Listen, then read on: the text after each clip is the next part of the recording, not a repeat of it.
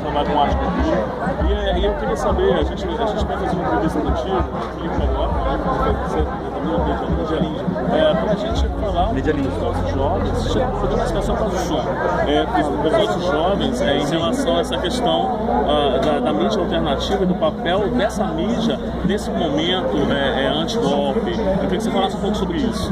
Bom, a gente tem, primeiro dar uma saudação aí para todos os estudantes que esse vídeo pode chegar.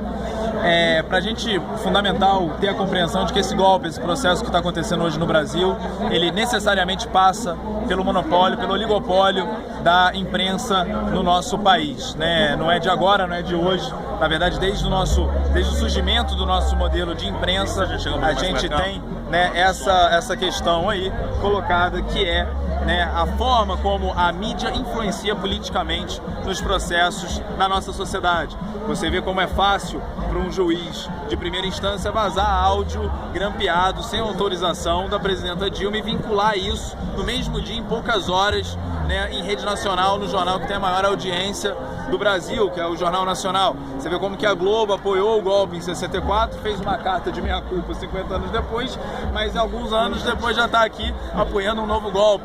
Então, assim, existe uma articulação muito grande. A Rede Globo, para nós, é o principal partido político do Brasil e exerce influência direta nos processos dentro do Congresso, dentro da Câmara, dentro do Senado. Tem uma influência direta, né, na sociedade, no campo não só legislativo, mas no executivo e no judiciário. Né, eu sou do Rio de Janeiro, a gente vivenciou no processo das manifestações de junho e em outras manifestações um processo de criminalização muito grande. Né, o próprio Fora do Eixo, a Mídia Ninja, foi alvo dessa criminalização e a gente sabe o papel que tem aí, então, a mídia independente em contrapor toda essa narrativa. Né? A gente se entende aí como uma força de contra-informação que pode aí desconstruir esse império. É uma luta de Davi contra Golias, no fim das contas, mas a gente vê uma crescente muito grande. A audiência do Jornal Nacional, ela vem despencando, a audiência da televisão como um todo, ela ainda é muito grande, ela ainda é enorme, mas ela vem em curva oposta à insurgência desse levante midiático que vem a partir das redes. Outro dia a gente estava conversando com companheiros nossos e eles falavam isso, né, que a gente presenciou, a outra geração presenciou a queda de um império, que foi o império da música.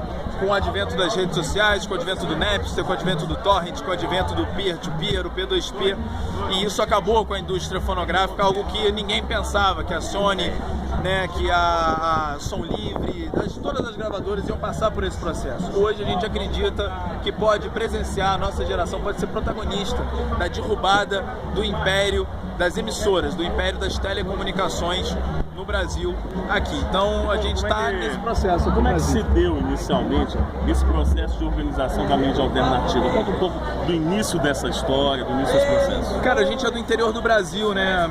A Mídia Ninja, ela vem de dentro do Brasil profundo, através de um processo de circuito cultural que veio do Fora do Eixo, né? O Fora do Eixo aí como uma rede de cultura que surge de cidades desse Brasil profundo. Cuiabá, Uberlândia, Rio Branco no Acre, Londrina, São Carlos, por onde eu entrei. Então a gente, nesse processo de circuito cultural, criando os festivais e divulgando e criando a nossa própria narrativa, a gente sabia, ou a gente fazia isso ou ninguém ia fazer, né? Não tem porquê a gente acreditar que a Globo, que a Band, que a Record, que a Folha, o Estadão, o Globo iriam divulgar bandas do interior no Brasil profundo, bandas de garagem, festivais independentes. Então a gente foi se profissionalizando nesse processo. A gente aprendeu a fazer fazendo, né? A gente fala que troca o carro com o pneu andando, né? Que nessa loucura toda a gente foi aprendendo a transmitir show ao vivo, aprendendo a fazer ensaio fotográfico com banda, fazer turnê, divulgando cotidianamente a narrativa diária do que é o cotidiano das bandas pelo interior, o interior das casas coletivas. Então isso formou uma mídia muito forte, não só nos principais coletivos, mas numa rede difundida em várias cidades. O Fora do Eixo surgiu no começo dos anos 2000, ali 2004, 2005. A Mídia Ninja, como Mídia Ninja, surge em 2011, mas essa experiência de comunicação já desde o começo da rede. Então, desde o começo de 2005, 2006, a gente sabia que a comunicação, a narrativa, ela era um pilar fundamental. Com o passar do tempo, a gente viu que a estrutura que a gente tinha montado para comunicar as nossas ações, ela poderia ser maior do que isso. A gente, na conexão com os outros movimentos sociais, viu que a gente tinha desenvolvido uma ferramenta do comum. E essa ferramenta do comum, ela, a partir do ano de 2012, surgiu como uma provocação de narrativas independentes, narrativas integradas, jornalismo e ação. Jornalismo e ativismo, a gente criou o Ninja como esse acrônimo, né, de narrativas independentes, jornalismo e ação. E aí, no comecinho de 2013, essa rede começou a se formar, e aí vieram as manifestações. A gente tinha acabado de criar um processo difuso, um processo descentralizado, em rede, em dezenas de cidades brasileiras. Quando vieram as manifestações de unhas jornadas, a gente estava pipocando informação de tudo que é canto, fazendo justamente essa contra-narrativa, que teve um papel fundamental em todos os processos aí durante a jornada. Então, você acredita que a mídia alternativa, ela está conseguindo contrapor a mídia dominante, conseguindo informar e inclusive até modificar o pensamento da juventude nesse momento? Com certeza. Hoje muita gente assiste muito mais Facebook, muita gente assiste mais as timelines do que os telejornais. Tem muita gente que vê muito mais os seriados de TV, assiste aos youtubers, assiste aos seriados de comédia, como Porta dos Fundos, como tantos outros, do que a televisão, tanto aberta quanto fechada. Então, o que acontece é que a gente tem um sistema que é muito maior da televisão, por conta de todo o processo que dura aí 50 anos no Brasil, né? E uma insurgência da internet que vem numa onda muito crescente. E nesse processo pipocam dezenas de coletivos, né? A gente começou transmitindo ao vivo e era o único link que tinha das transmissões. Em menos de uma semana tinham 10, 20, 30, 40, 100. Então, assim, a forma como a coisa difunde, ela é muito grande. Ficou barato para as pessoas se comunicarem. Antigamente, você deveria ter uma grande estrutura para você fazer uma transmissão ao vivo, para fazer um vídeo como esse, deveria ter milhares de reais investidos, né? Então, não dá para a gente comparar as duas forças no nível atual, mas dá sim para a gente ficar bem esperançoso se a gente for analisar o movimento das curvas, né? O outro lado está caindo, o nosso está crescendo e ganhando cada vez mais força e relevância na sociedade, o que é muito bom, porque, né, não é a mídia ninja como porta-voz da verdade, não é a mídia ninja ou qualquer outro veículo independente substituindo a Globo, mas é uma massa de mídias, não mais uma mídia de massas que agora, num mosaico de parcialidade, numa polifonia, numa pluralidade sem fim, passa a criar outras vozes para que as pessoas possam ouvir a mídia ninja, ouvir os jornalistas livres, ouvir a Globo, ouvir outras palavras, ouvir várias vozes e, através disso, tirar o que quer para si, o que acha que é importante, para fazer, assim, o seu raciocínio de forma mais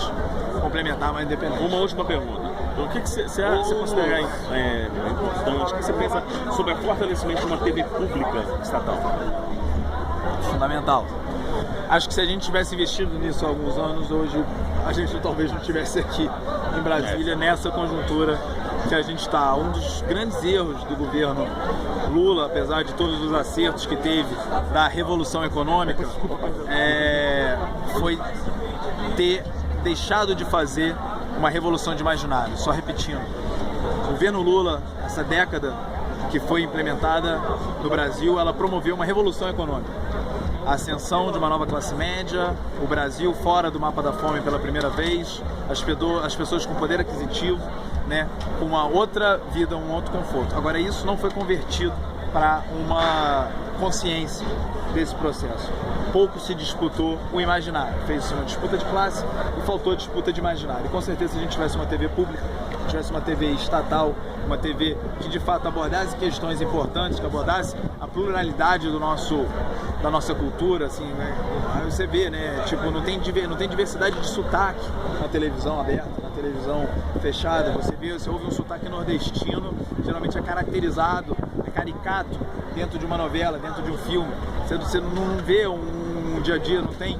E o Brasil, um dos países mais miscigenados do mundo, né? Então, essa questão da identidade, essa questão do imaginário, essa questão de uma mídia que consiga dar conta dessa pluralidade, com certeza era fundamental. E aí uma TV pública seria importantíssimo. A TV Brasil, infelizmente, não dá conta disso. A EBC, infelizmente, também passa por um processo muito difícil, né?